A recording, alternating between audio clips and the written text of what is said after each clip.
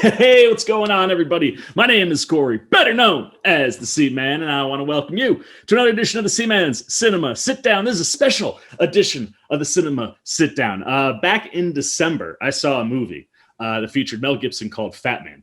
Absolutely fantastic. So much so, I had to sit down and review it. And then, without realizing how it happened, I ended up getting in contact with the two directors, a pair of brothers. They came on, talked about the movie. If you want to see that interview, please go up there, check it out. These guys are awesome. We had a total blast the first time.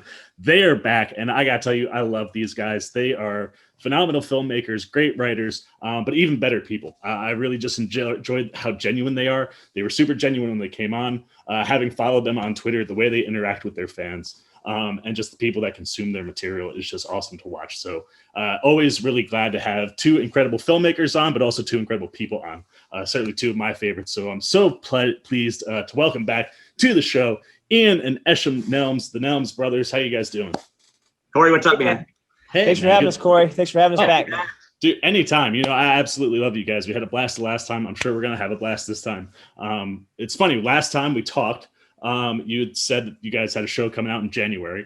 I naturally binged it, then got crazy busy, much like you guys. Our schedules just kind of been mismatched for a while, so we played a little email tag, but kind of set this up, and I'm pumped to talk about the show because it's an absolute blast. James Lafferty and Stephen Colletti did a phenomenal job. I'm interested to get your guys' perspective as producers, but before we get there, gotta just tease the audience for the goods. I know that you guys, like myself, are just big movie people. We talked a little bit at the end of our last interview about the types of things that we were looking forward to. So I have to ask you guys, have you caught any of the Marvel stuff on Disney Plus yet? I have not. I have been underwater. I just had a new kid. So congratulations. For the last 3+ months, thank you very much. We've been in baby land, but it's been awesome. But it's also been pretty all encompassing. So I haven't been watching that much. That's fair and totally understandable. My wife and I have been kind of doing the best we can. We have 2 other kids, so we have 3 kids now. But we have a 8-year-old and a 6-year-old, and now a 3-month-old. But so it's been everything. It's taken everything we've got to sort of be able to keep the 8-year-old and the 6-year-old in businesses and getting them to their activities in school, and also keep the prime healthcare caregiving to the baby. So it's like a handoff, man. We're playing football for months now, but it's hopefully in 2 or 3 more months when he gets on a good sleep schedule, there you go. Everything will start to get back to normal. But we'll see. That's awesome. Congratulations, guys. I got to ask, just considering that we've been in a pandemic, what was it like having a baby in the middle or hopefully the tail end of a pandemic? How was the hospital and the situation, everything for you guys? How was that? I think the worst part of it for my wife is that she had to wear a mask, through the whole thing. So I mean, that just sucks because it's a lot of physical activity that you don't want to be wearing a mask for. But definitely. We're pretty reclusive, honestly. So like the pandemic, stay inside.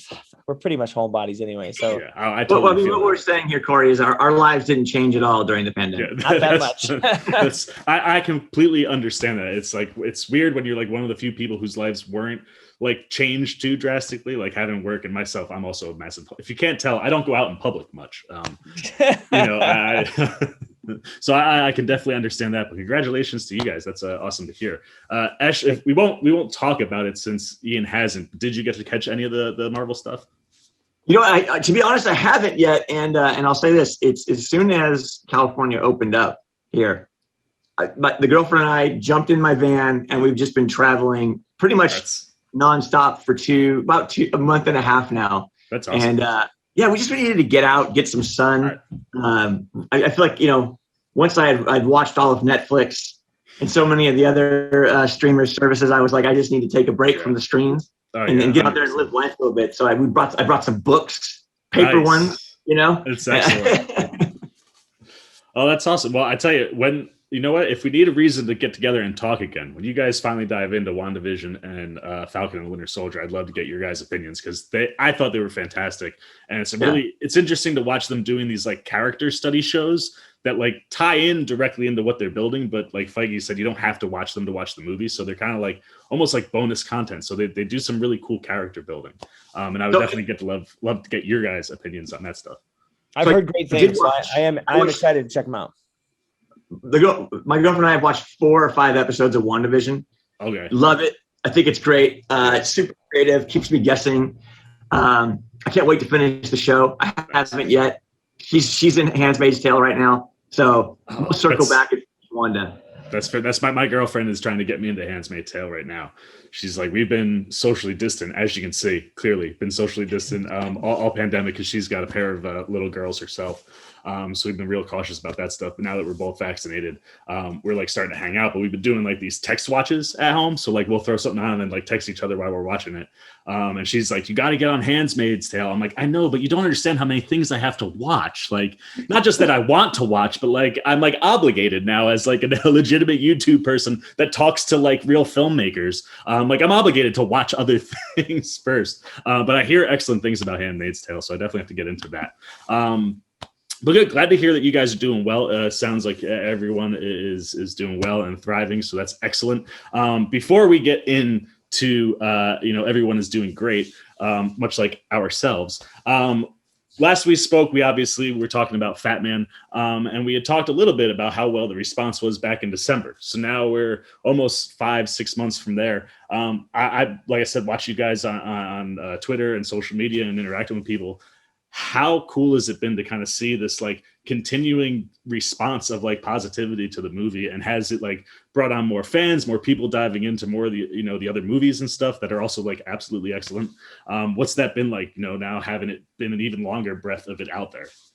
It's been a lot of fun. There's a lot of people reaching out to us online. I mean, I do a lot of my chatting on Twitter and probably Facebook, just because I got a lot of family on there and whatnot. But a lot of people are reaching out, and a lot of people have been diving into the catalog. They've been going back and watching Small Town Crime and Waffle Street and Lost on Purpose, and that's been really cool. It's been really cool because it's fun, because a lot of our work isn't the same. Like, you'll watch one movie and then you're like, oh, I wonder what this movie that they made is like, and it's completely different.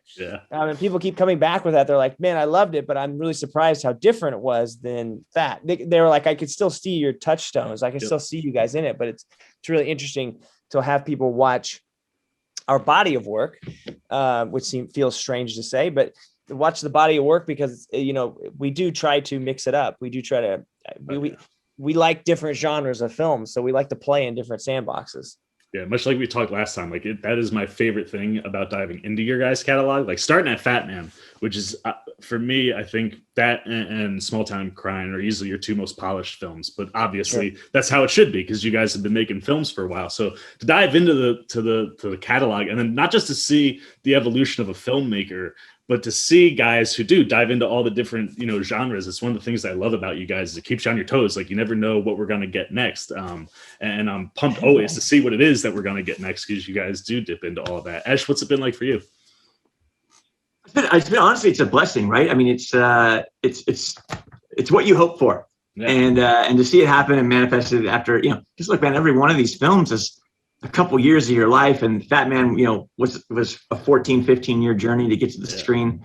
So to make that long haul, come out the other side of it, and have it be blessed with a reception that seems to be positive is a great thing. It's like we're super stoked for that.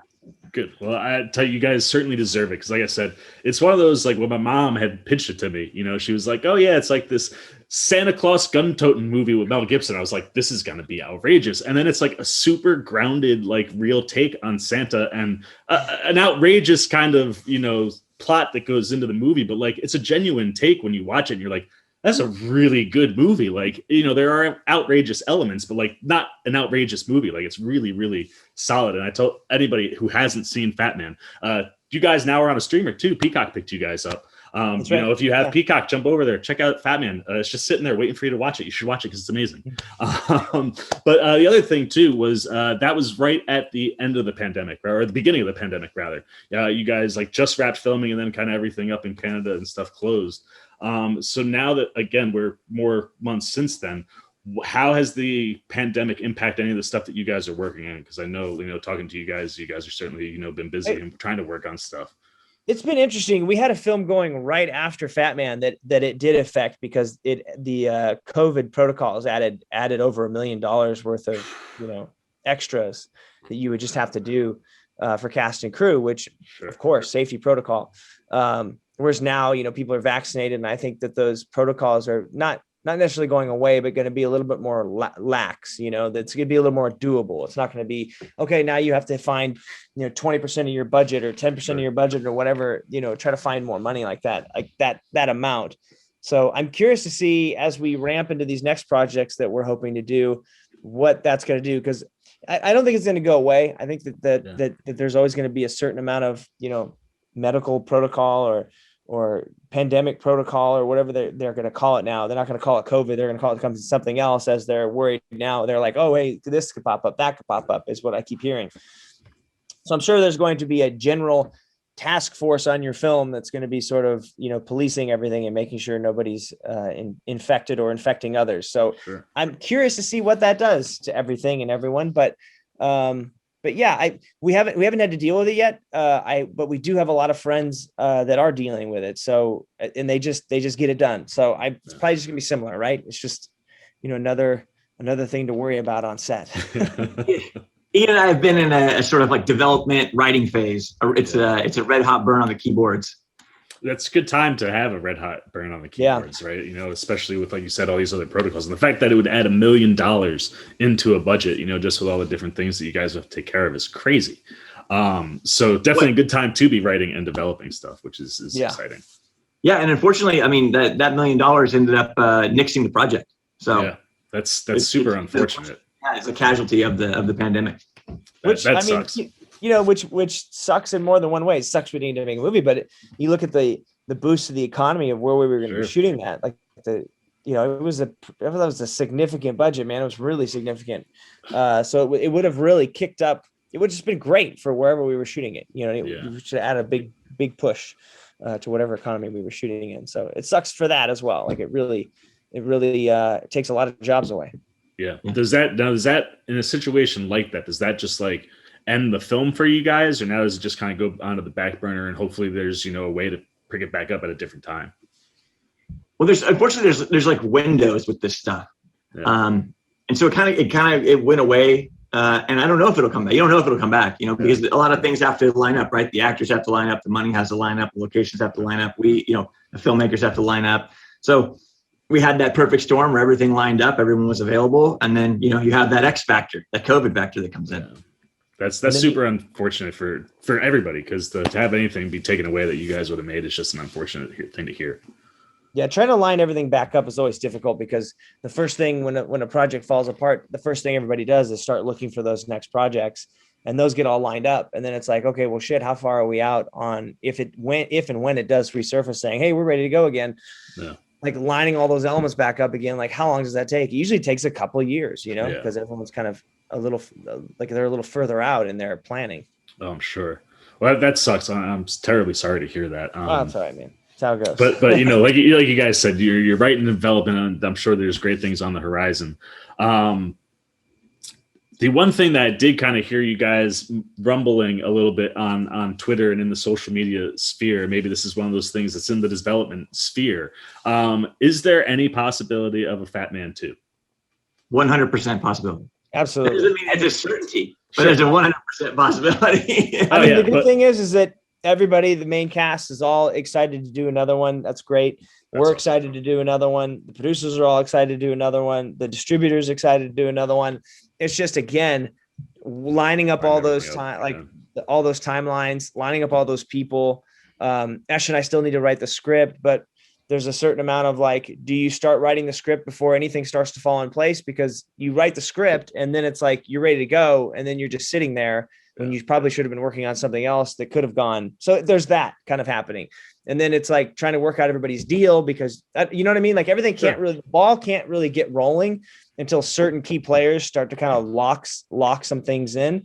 So yeah, those are the hurdles that are happening to it right now, as everyone's down, everyone's game, and they're just kind of trying to work out the timing. Do you guys have an idea of like what the movie would dive into? We do. We don't want to dive in it. Don't dive into it. I don't want spoilers. As it goes, it changes. Yeah. It changes though. So like you'll pitch an idea. You're like, oh, it goes ABC. And then pretty soon you're like, when you're actually writing it, maybe C drops out and B plus slides in there, or double B or whatever. Like you start to take it in different directions when you're actually writing it. So, I'd hate to start talking about something and completely change it, For sure. But being that there is an idea, are you looking to up the ante, bring something, kind of elevate it more from the first one? Absolutely.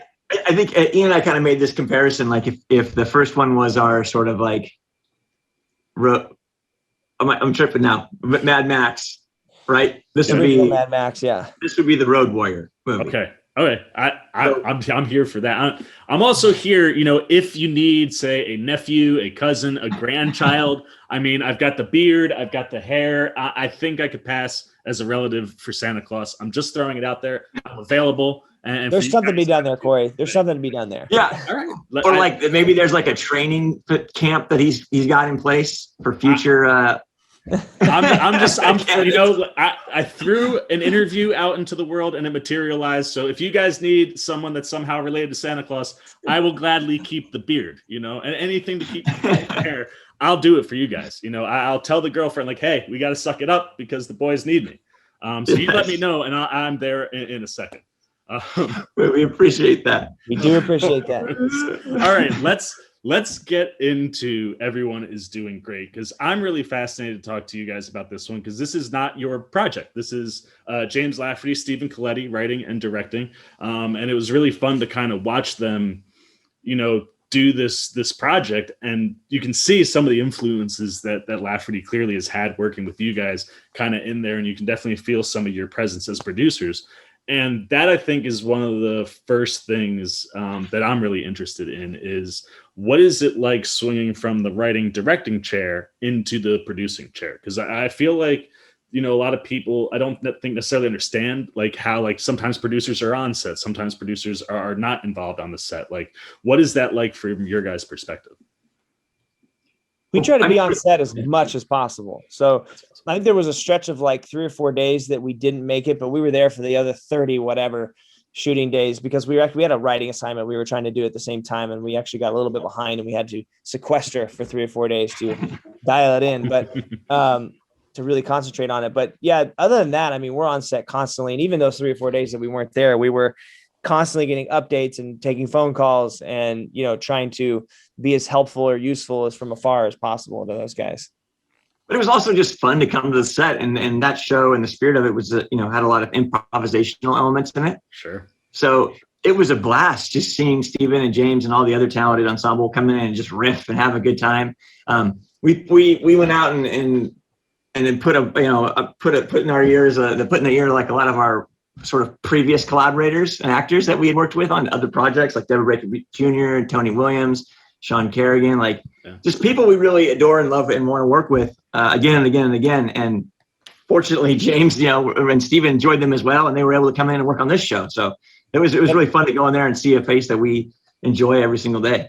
Yeah, that crossover was a blast. Like, they would say, okay, hey, and they have their own friends and coworkers that they were pulling from for certain roles, but there were just so many roles that at times they didn't have anybody in mind, and they were like, hey, you remember that part of this or whatever? Do you guys have anybody you like for that? And we were like, oh yeah, so we'd throw out. What about Tom Fagetti? What about Tom Fagetti? Yeah, and then they would cast, or Keith Staley, and they would cast those folks, and it was a lot of fun to go to work and see them crossing into James and Stephen's world, and getting to do characters that maybe they wouldn't necessarily get to do in other things because, a lot of them have worked with us a ton, and I don't know, if you work with certain writers, I think a lot, there's always going to be crossover in a certain feel. And I feel like when they got to do a lot of these improv-y loose scenes, that it was just so different. It was such a different experience that it was really fun to see them in that environment with those other people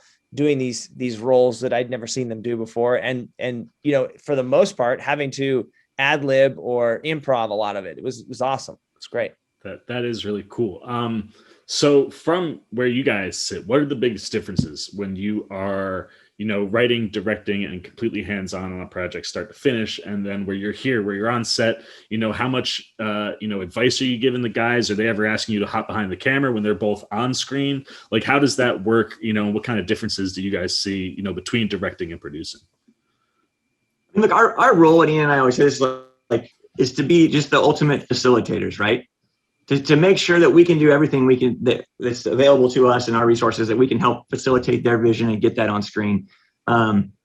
I think what you just asked us, there was a little bit of everything on the set, right? There'd be times where like they would ask us to jump behind the monitors when they were both in front of the camera, and Ian and I just did a bunch of laughing back there, like in the greatest way. We just really enjoy those guys and their performance and how much fun they have in front of the camera. So that's always a pleasure for us. But I mean, we can't give enough credit to those dudes. I mean, they went out there, they wrote, they outlined, they directed, they acted in front of the camera. That's not easy to do. And then ultimately, like, they edited it. To you know what I'm saying? It's like they're like a two-man band.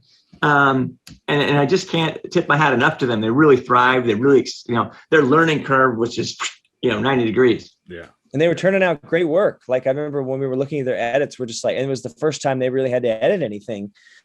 They were just learning the software. They were just, and they did the pilot. And then after the pilot, they felt comfortable tackling the entire series. And I remember their work just got quicker and better. And yeah, it was really fun. And then they sort of got a workflow together where, Esh, everybody has their own workflow, especially you work with somebody like Esh and I have like, oh, he does this well, I do that well. And we kind of lean on each other at certain points for certain things. But it was fun to see them get into that rhythm because it made them faster and it made them better. And yeah, it was really cool. It was really cool to see them in their work dynamic.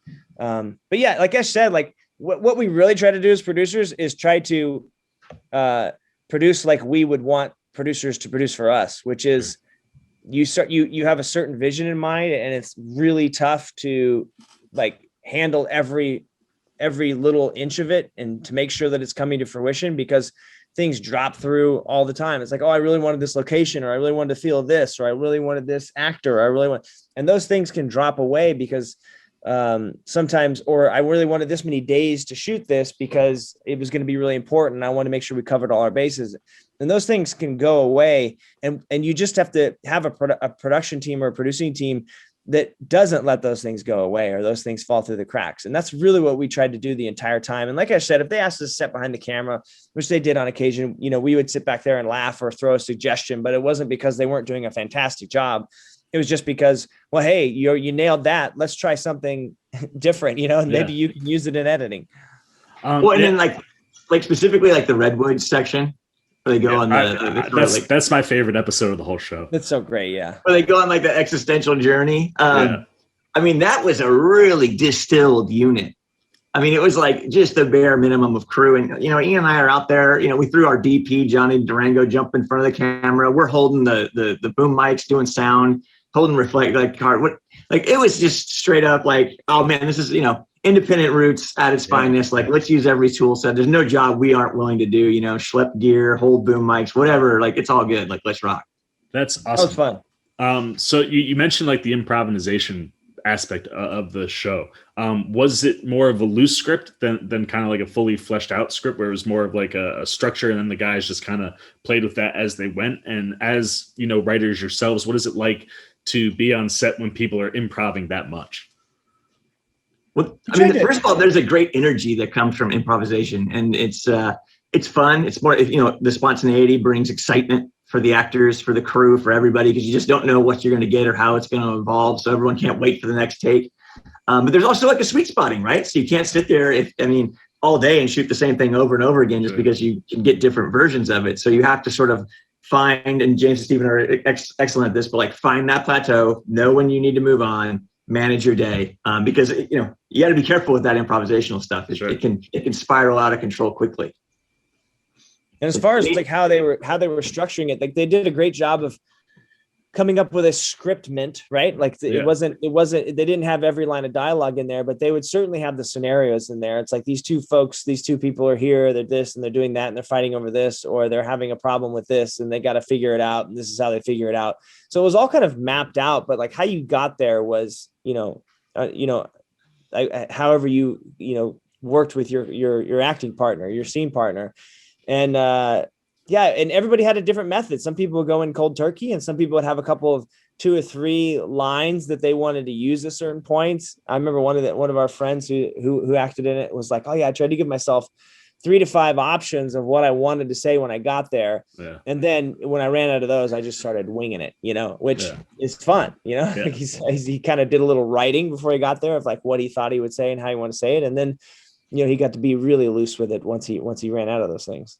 Well, and it's interesting because like when you said improv, like I definitely picked up on moments of where you could be like, oh, they're definitely improving here, but I didn't think like a lot of improv in the show because the two characters have really strong arcs all the way through. Like I love how Jeremy leans or is kind of the support structure for Seth early on, and you see Seth kind of spin out of control, and then as he kind of as things swing and Jeremy's life kind of spins out and Seth starts to get his own shit together and then is like impacted by Jeremy, not being together. Like all of a sudden they go from like brothers to like almost a father-son relationship. And like you see these arcs with these two guys and I'm like, they hit really hard. That's why like the second time around, I was like, man, like they really nailed that stuff. So to hear there's a lot of improv there is really fascinating and just a testament to how well they were able to, like you said, kind of scriptment the show and play inside those lanes. And then it also makes me think of the when Seth first gets to the acting troupe, like that whole episode. Now I'm just like, oh, well, that's what they were doing the whole time they were filming. And that episode I thought was hysterical because I was like, this feels like a real inside look at like working with a on stage troupe. Like, what was that episode like to film?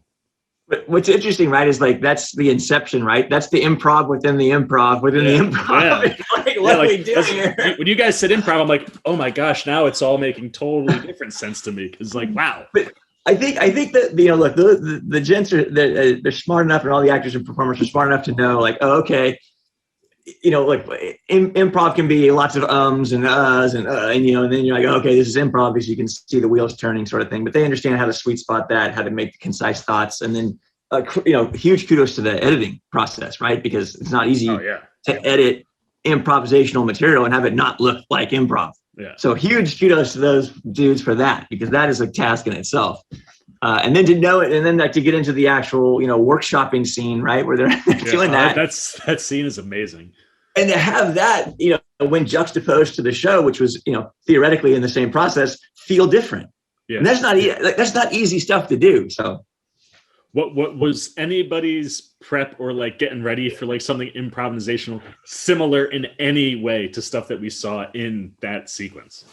I think the funniest thing is I remember when we were shooting Lost on Purpose, James Lafferty and Aaron Hill would drive around in some of these scenes, and they would do, because we had the cans on, we're able to hear them inside the car, and we would hear them doing those tongue twisters.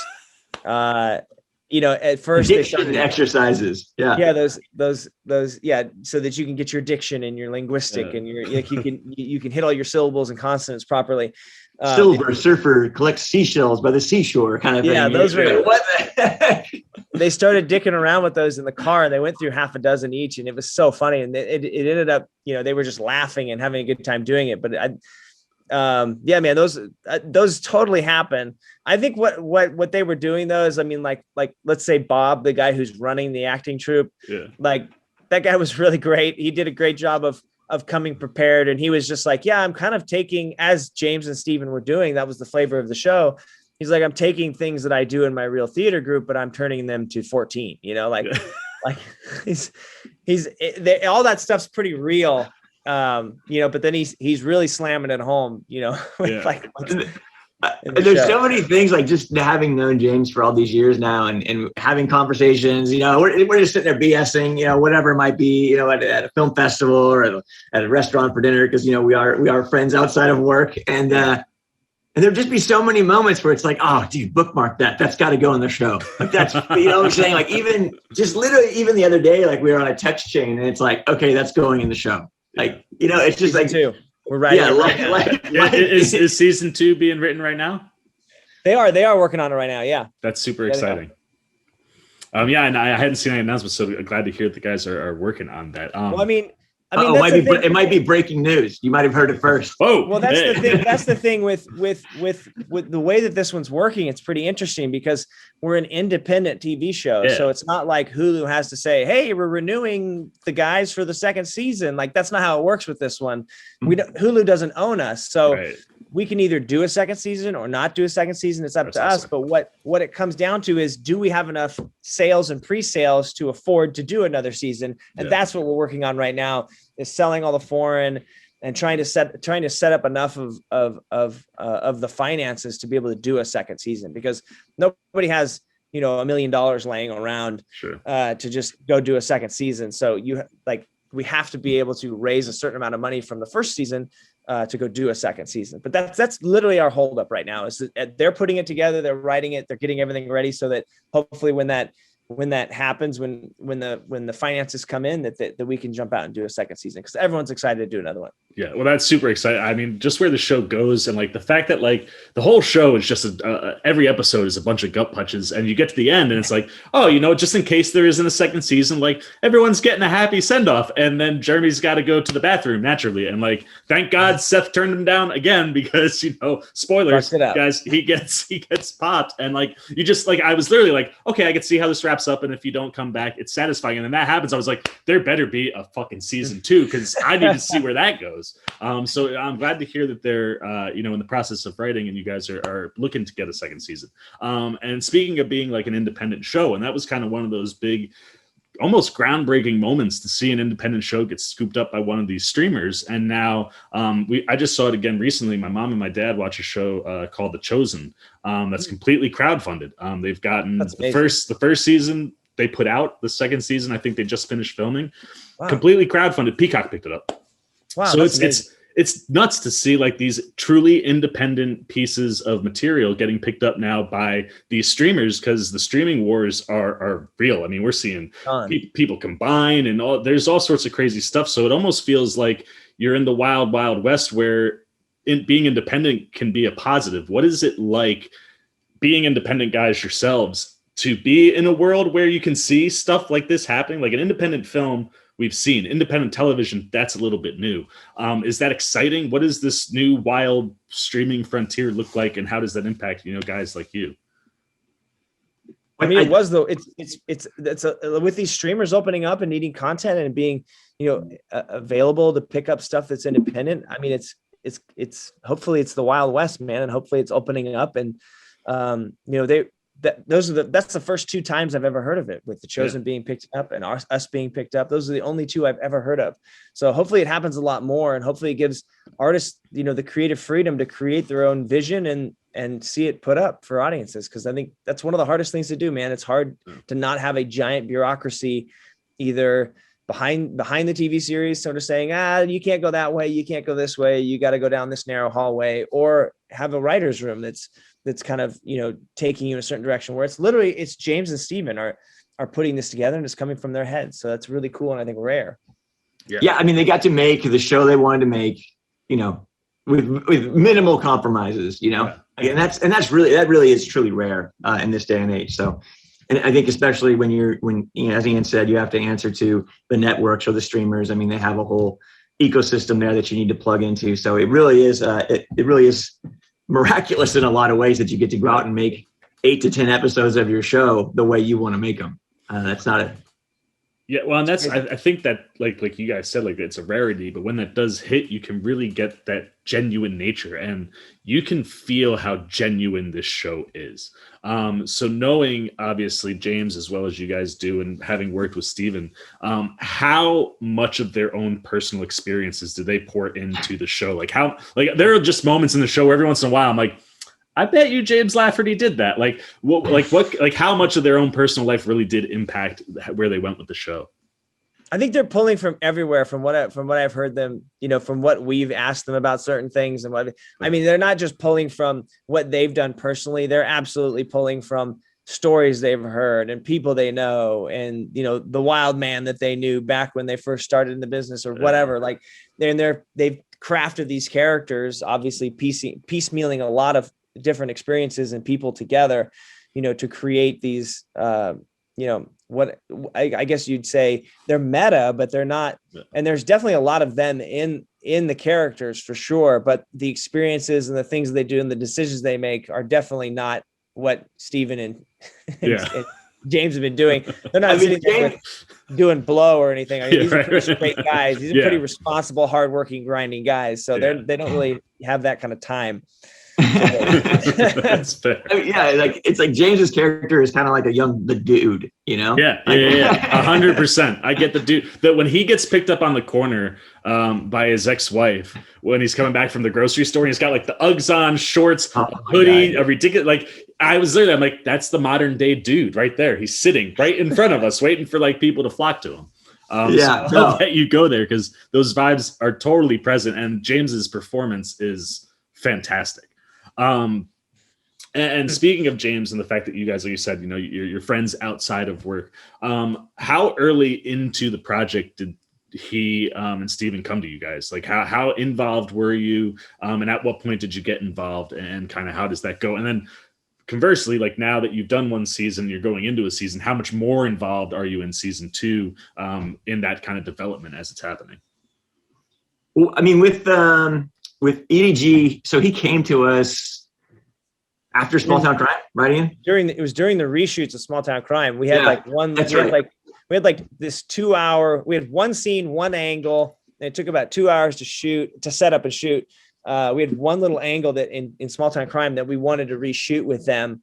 And so we just literally went to an alley and shot it with a very small crew. And then after that, we all went out to lunch very nearby in down in the valley. And I remember James is saying, okay, I've been wanting to talk to you guys about this, but I know you've been entrenched in, doing the post for Small Town, but let me just, talk to you about it now. Let's get started. So he was just like, I want to do this show, and it's like this, and it's kind of meta, but obviously it's, it's really dialed up, but he's like, I think it'd be really funny. And we were just like, yeah, that sounds really funny. I mean, he pitched it and talked about some anecdotes and the characters, and we thought it could be really funny. He's like, I want to do this. Like, as soon as you guys get in the clear here on Small Town Crime, I'd love to do it. So we brought in Michelle and Johnny, not only as to work on it, but as producers, because I mean, those are the people that we lean on when we're making our movies. It's like, like Michelle is just an animal at organizing and putting things together and making things happen. And that's what you have to have. You have to have somebody driving, and Johnny, of course, is, not only a wonderful cinematographer, but he does such a great job of handling the sort of nuts and bolts of his side of the, the cast or the sort of crew side of it all, and the equipment side of it all. He does a great job of not only wheeling and dealing and shooting the show, but crewing it up and picking great people. And, he's such and even finding money, to a certain extent. Yeah. I mean, I would say at this point, Johnny's like a hyphenate. He's like a cinematographer, producer now. Yeah. Or producer, cinematographer, whatever order you want to say. But he definitely is a facilitator now, and he gets in there. And I was just trying to remember how sort of the style of the show came up with the improvisation. I know that Ian and I had done, do you remember if that was because James was throwing out like references like Curb and stuff like that, and we said, hey, we need to do these improv exercises that we were inspired by from the Duplass brothers, and he was like, well, what's that? And we said, well, come over, we'll get half a dozen of us together and we'll shoot it. And basically what you do is you an easy way to describe it is you think of us, you get a half a dozen people together, you think everyone thinks of a scenario or two.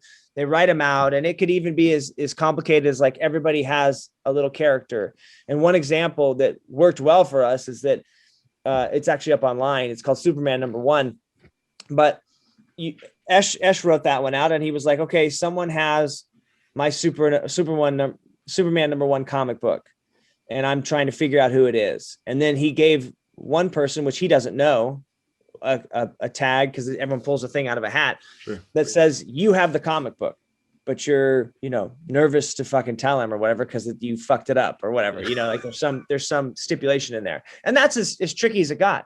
And so when you start and you film it, and we only had one camera, but you film it and you try to edit together afterward. That was actually Will Vanderweiden's card. And I was Will's card. Okay. Yeah, and I got the card that said you stole the comic book. And so everybody else was trying to figure out who stole the comic book, and I'm sitting here going, "Oh shit, it's me! I'm the asshole." No, you had the comic book, and I had it. Yeah. And I long story short, I had damaged it, and so they come after me. They were not happy with me. I can understand that as a comic book nerd myself. Oh no, wait. Yes, I was. Oh, yeah. Anyways, yeah. So that was kind of it. But the thing is, like the production of that is you only get one we only shoot it with one camera. You get one take. You can go back and be like, you know what, I need that moment again or whatever, and then I'm going to pan over or whatever. And you can do stuff like that as the cameraman, but everyone else is just going and riffing and quickly. So you'll go for 10 or 15 minutes, and it'll turn into a 3 to 5 minute short. You know, that's awesome. And then you learn like a lot of really. You have to get really creative in the editing suite. Because you don't have angles. Camera. Yeah, you're just going with wherever the camera goes. It really tests your editing capabilities. So you're using a lot of, people staring or watching what you would call B footage, if you actually had more coverage, and then you cut to the guy when you do have him talking, which is 2 sentences in, because you were way over here, and then you finally got over there, and then he said, and you picked up that part of it, but you use the cuts of other people in different places where they're just watching like this, or whatever, giving an interesting reaction. So the editing part's interesting. But what it does is it gives you a sense of because for the most part, nobody knows where it's going. Nobody knows, like, half the people in the room don't have a card usually, and they don't know what's happening. So they just start kind of chiming in, and they're very like, wait a minute, so what? They're really paying attention, and they're really just reacting off of people. They don't have any preconception of what they're in for. So it feels very real and very spontaneous and very raw, and it's awesome. So we introduced that to them as a sort of a practice ground. They edited a couple together, and they really liked it and had a lot of fun with it. And they were like, dude, we got to shoot the whole show like this, but let's do it with 2 cameras so that we make sure we don't miss anything. And that was a good decision. Yeah, it was a very good decision. Yeah, it's nice when you have that additional coverage to go to, so you're not having to like, oh, well, like 5 minutes later, those guys' eyes look like they would line up with that guy's line, so you can get your coverage hidden inside the footage. That's awesome, though. That's a really cool way to kind of get involved into what they were doing. So now, as far as like the process goes, how long was the filming process? And then from the time it wrapped, how long was it until Hulu picked it up? I think we shot the pilot, and the pilot is because it was in stages. We shot a pilot. Pilot took, I can't remember, 5 days, something like that. And then they edited it together, and then they went around and did film festivals with it for a year. And then we were trying to get it picked up to have like a network or something pick it up, and they wouldn't pick it up. And then we were like, okay, we couldn't get it picked up. We were like, okay, well, let's just do the entire show. And worst case scenario, we'll literally put it out ourselves if we have to. As that was the end goal. So they crowdfunded, and then we raised a little extra funding. And we put the whole show together. And then it was like, they went around and to film festivals with the second episode for a year, while they finished editing the rest of it. So then they had 8 episodes at the end of 2 years. They had 8 episodes, and they started shopping that, and they shopped it for right up till about the pandemic. And they're like, you know what? I think we're going to put it out ourselves. And then Hulu came to us and said, hey, we want to pick it up. And so that's kind of how it happened. Right when we decided, fuck this, we're going to do it ourselves. that's when Hulu swung in and said, actually, we want to pick this up. We like it. That's awesome. So now when you have a completely finished product like that, how does that work, right? Like Hulu isn't financing anything because everything's finished. So are they just pretty much buying the rights to stream it? What does that kind of look like? I think they have a 4-year deal or something like that where they stream it for 4 years. And if they want to re-up it, they can re-up it. And then there's something in there about, if we have more episodes of this season or second season that they can, opt to do it or not opt to do it. And it all depends on if we get it done in the time that they have the rights to it in the 3 or 4 years that they're renting it from us. So yeah, and those are all, obviously, when parts, like weird timing things that will happen. Right. So if we're like, we finish that deal and then we have the second season done, and it's like, okay, now we can go out to all the streamers that are there, or I don't know, or, Hulu might swing in and say, hey, we really dug this. This did well for us. We'd like to do the second season. Don't go anywhere else. So, Well, I'll definitely be keeping tuned. I hope that Hulu picks it back up. And you guys are just safe and easy right out the gate, because I would love to see season 2. Yeah, that'd be awesome. And look, and if they don't, there's other options. So exactly. the great thing about independent series is that there's you can put your show out no matter what. Yeah. And I think you learn that as an independent filmmaker, independent now TV producer. You're just like, okay, the most important thing is we can get it out there for people to watch, and how you do that. It's great that it's on a major streamer right now. It's really cool.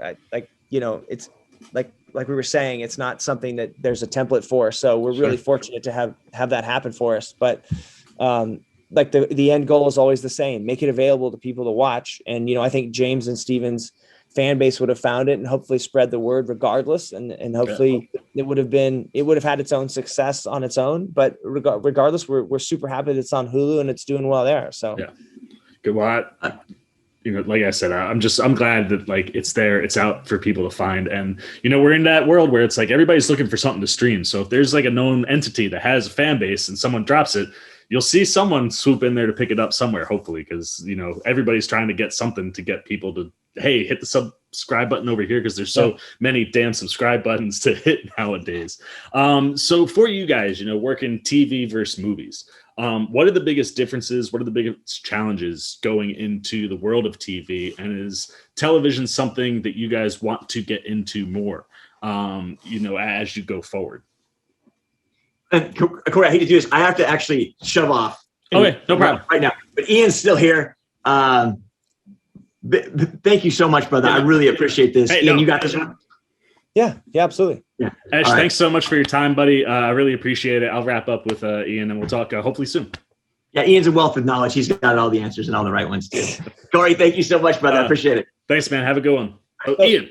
Now so it's just TV's, you and me. Yeah, what's TV versus TV's absolutely something we see ourselves getting into. And that was one of the things that really interested about working with James and Steven on this is that, we hadn't done anything TV before. And I mean, it's two different mediums, right? It's like reading a short story and reading a novel or reading, you know what I mean? So or a novella and a novel or, because you sit there with 8 episodes, it's 4 hours of content. And I think they really approached it. Luckily, those guys have a lot of experience in the TV world. Like Steven's been on 2 or 3 different TV shows. James has been on 2 or 3 different TV shows. Like, they're able to sort of pull back and the veil on those writers' rooms and like on the producers and directors and be able to see like how those characters are and how they're arcing out, or like you were saying, they had great arcs with their characters. And I think a lot of that is because they're really experienced in TV and they're able to, James was on that show for 9 years, One Tree Hill. Yep. Steven was on there for 5 or 6, I think. So, they had ample access to people who were doing it at the highest level, and I think James said at one point, he's like, if we didn't learn anything from being on those shows, we were doing something wrong. So I think that they did take a lot of those experiences and extrapolate them into their show. That's awesome. What's the most exciting aspect about television? Obviously, it's longer form. So as a writer, is like you said, you want to kind of be able to dive into TV your guys' selves. Is that something that's more exciting? Like, oh man, we can really flesh out an idea rather than being constrained to like 2 hours. There's always, when you're writing like a feature, there's always these things that get lost because you're just like, it's too, I'm going off on a diatribe, and it would be interesting to make that an episode rather than some weird offshoot in a film, because there's movies I love that are fantastic that have all these diatribes in them, and you're like, and the thing's 4 hours long or the thing's 3 hours long, and you're like, boy, it would feel like less of a meal if I didn't have all those little pieces that were surrounding the bigger plot line. But you only really get those types of like, okay, I like Tarantino gets to sort of, have a heyday and go over 2 hours, 3 hours, whatever. He kind of gets like whatever he wants. And when he does something like Kill Bill, they just break it up into 2 films. They're like, let's break it up into 2 films, man. Okay, cool. But he gets to keep he gets to keep what he wants because he's got he's earned that. Yeah. So, and there's other filmmakers that get to do that, but beyond most filmmakers not being able to do that, because you sign a contract that literally says has to be under 2 hours or whatever.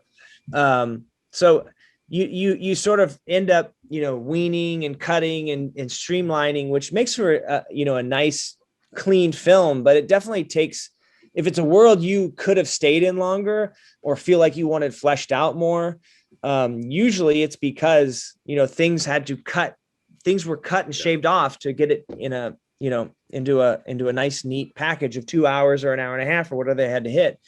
And it would be awesome to see some of those projects that I really love, extrapolated out into 4 hours, because those characters and those arcs could handle it. Definitely. Cool. Well, I certainly don't want to keep you for forever. But the one thing I did kind of want to talk about is just what were your favorite moments from the show? Like I said, I love the entire time when they go into the woods and they go to Seth's parents' house. Like that whole episode is fantastic. As is episode 4. I think, where they go to North Carolina, which obviously is that was fun. That's a super close to home for those two guys, having filmed One Tree Hill down there for so many years. So for you, what were your favorite moments during the show? The pilot, the pillow fucking scene was really funny. That's the other. I love the pillow fucking scene. Is that something that you asked them? Like, did you guys get that? Did that actually happen in an audition room, or was there's that just something that's similar to that Steven alludes to? Really, that he's always kind of like, well, there is an incident, but I don't know if he had to fuck a pillow, but there's something. More uncomfortable than it should have been. He alludes to that he either heard about or had to do in an audition, that he's kind of like, sometimes they can get a little crazy. That is one of my favorite scenes, because it's absolutely so outrageous. But then you sit there and, like I said, the authenticity in the show is so genuine. You're like, that had to have happened to somebody. Like, that's too on the nose for it not to have happened somewhere in the world. So that's. I think it's deep down in that. I think it's deep down. There's something deep down in there that's definitely real. So, what other moments did you love?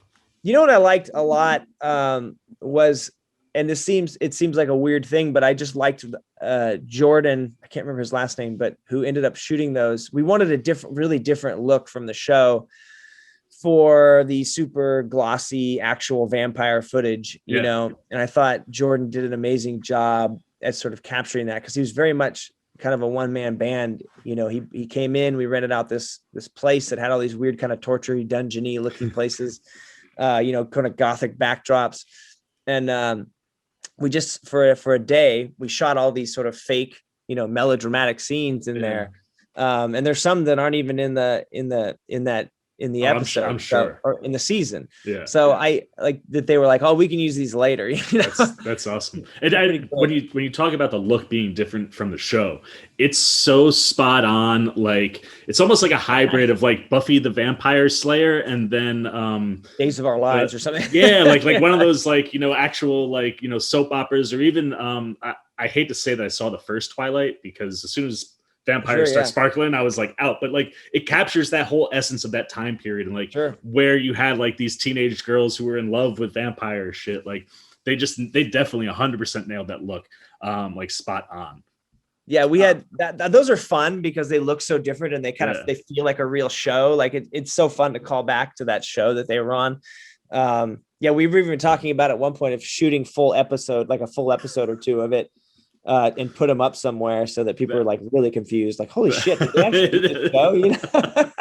That would be, I would watch every episode of that show that you guys put up. We should totally do a season of it. It would fuck with people, because like the way they shot it, both guys look younger, and like you could like be sitting there like, wait, is this something? Did they actually do this? And now they're just referencing it like super that would be hysterical. I highly encourage that. That would be fun.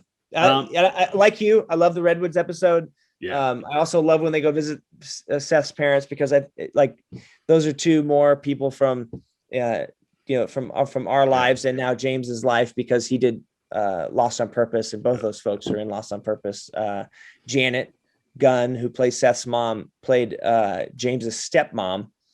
In Lost on Purpose. And then Jeremy Rashford played a guy who was running a DJ. He was like a DJ / music producer.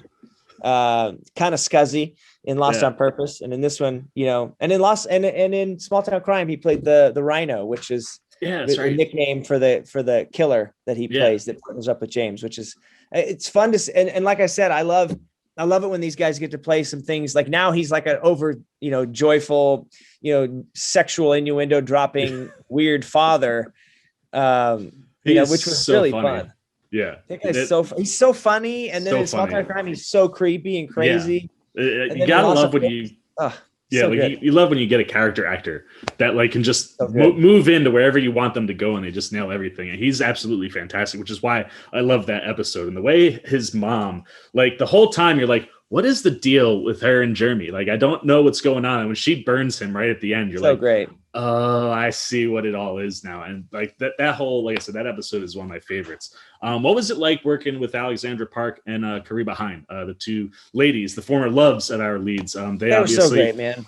have big roles in the show. So what were they like? Where did they find them? Was that your find, So- their find? So Alex and James, they're engaged. He met her when he was directing episodes of the Royals. So Okay. James has directed about a half a dozen TV show, like episodes of TV, and they hit it off when he was directing episodes with her. And I remember him coming. She came to set on Small Town Crime, is where we first met her, and was just hanging out while he was shooting. And we thought she was really cool, and then I'm glad they stayed together. Yeah. And I think it was a no-brainer for him, because I think it was going to be a lot of fun for them to play a couple in the show, and take it some places that where they could really get after each other, and be in love with each other, and then Well, again, it's more of that genuineness, right? Like the genuineness that you get between James and Steve for all the years. That now knowing that, like, you can tell, like, oh my God, it's so obvious, because they're magnets. Like, their electricity is crazy in the show, where it's like you could believe that they're a couple. And totally. And then Kariba is friends. They're all friends. She's an Aussie as well. Awesome. So she's good friends with Alex, which I'm sure that's how she got, that they all kind of know each other. But I think she was an easy cast for them, because she's so great.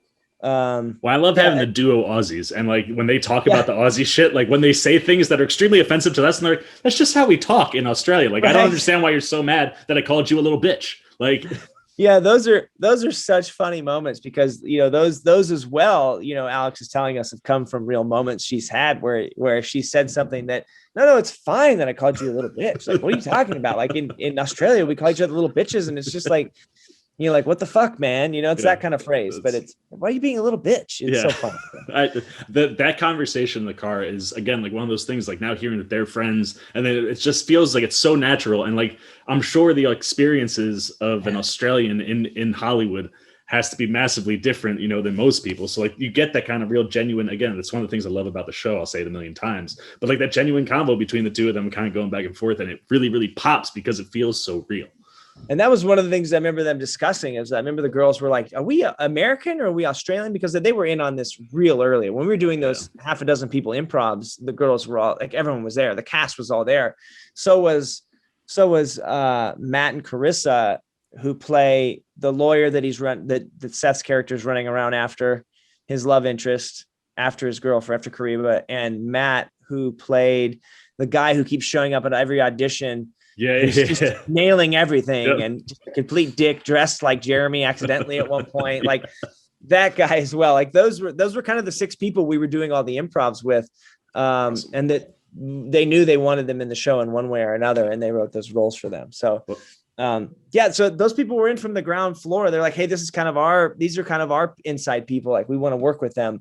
So yeah, that was all really fun. And I think, like you said, it helps the show a ton, because you're writing for people, and you're hopefully catering to their strengths, right? And helping them lean into things that they don't usually get to do, so they can expand their character work. It was awesome. We had such a fun time. It was definitely a wonderful collaboration of bringing in guys that they knew and guys that you knew, because the cast across the board is just fantastic, including even when you guys pop in there every once in a while. I love watching your stuff, specifically for Esh. It's too bad that he had to leave, because I love looking for Esh. Esh loves to sneak into the background of things, and I was like, he was the like he was the FedEx guy, and then he pops in the party. I'm like, this guy just pops in everywhere. I'm all about it. He's so funny. I mean, we more like shove him in there, because he does a really good job. He cracks me up, because he's at times he may be reluctant to go in there, and we're like, no, you're gonna be great, get in there. No, it's fun doing those little one-liners. It's much harder when you have to like carry an entire scene or carry an entire character 100%. Throughout some arcs. Like, I don't know if I want to spend the time doing that right now, but that's the lane for my nephew role. Like, just have me slip in, say one thing, get out. That's all I need. The nephew role. All right, before I let you get out of here, I want to ask if there's anything that you guys do want to plug, anything that you guys are working on. I know last time we did talk about Octavia and the project, the sci-fi project that she has with you guys. Is that still in play? Obviously, as we said, like things change all the time. So is there anything that's in play, stuff that you guys are starting to kind of work on that you want to, hint at, or that we should get excited for, or things that you guys are excited about? We're excited about a lot, and I'm hesitant to jump at. Don't give anything as away. It works, like with the sci-fi thing, like that we've got people that are super interested in, and literally a pandemic hits, and it's like we can't really do a show this big right now because it's like there's a pandemic on. It's going to cost us 20% more to do it. Sure. So let's hold, and then we're like, okay, well, look, we see the appetite, we see what's going on in the industry. Let's take a break from this one. Esh and I are going to develop these other ones, and it's like you really never know what's going to start running. Yeah. We had Fatman for 14 years, and we thought we had another film or two to go before. Let me say we earned that one. You know what I mean? Because it was so batshit crazy in its own thing. We knew that people liked reading it, they liked the idea of it, but they were just like, holy shit, I don't know if you're ever going to get to make this because it's so crazy. Yeah. It's so like, there's nothing like this. What's the comp, and there was no comp. We're like, it's like this, it's like that, it's like this, like that.